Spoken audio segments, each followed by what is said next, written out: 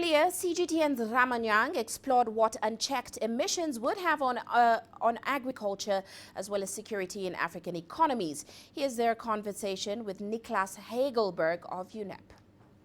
And these real emissions are putting us on a trajectory of 3.2 degrees average warming. Some of the data from the World Meteorological Organization was also interesting to read, because they're essentially saying that the average concentration of CO2 last year was essentially much higher than they actually had forecast. So does that essentially act as a reflection of all the emissions cuts or the emissions reduction measures that we've been talking about for the last decade or so? It sounds like they're not really working as planned. So this is an interesting one. So indeed, the emissions have been growing with 1.5% every year for the last decade. But at the same time, there has been a lot of progress in moving towards renewable energy, to electric mobility, to better food systems, and so forth. But just the economic growth and the growth of the economy and more people consuming, that has then led to that the juggernaut has just increased its pace.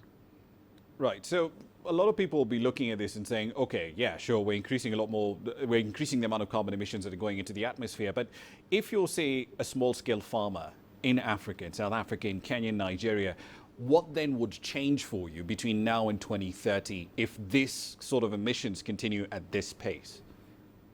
So last year, the Intergovernmental Panel on Climate Change, the IPCC, came out with a report where they're comparing the impacts of a 1.5 degree warmer world and a 2 degree warmer world. So the difference already is that by 2 degrees, then, for example, virtually all coral reefs would be wiped out.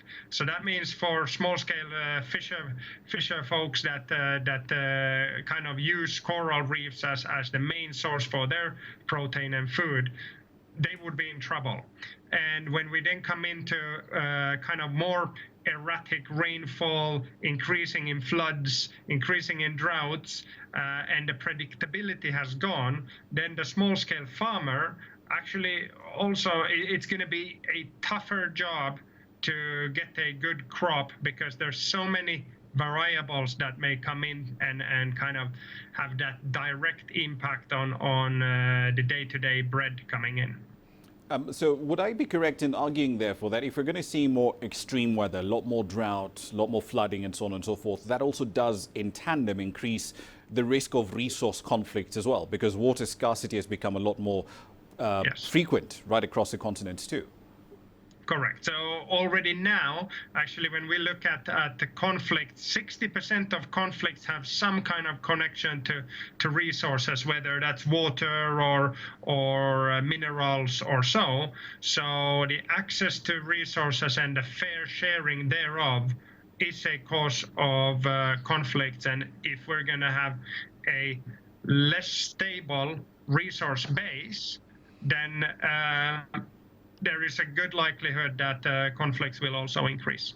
Would a carbon tax help in keeping a lid on emissions? Because if you have a price that's essentially reflective of the damage that carbon emissions have down the line to the environment, to healthcare and so on and so forth, would that perhaps help in at least slowing down the effects that are essentially being forecast in this report? So carbon price is a market-based mechanism that then helps guide consumers, companies, to use products that are less carbon intensive. So in our last year's emission gap report, we do believe that it will be a critical element in shifting our economies and human consumption behavior towards low carbon behavior. So a carbon price is a key policy tool and financial incentive that can help us move towards decarbonization.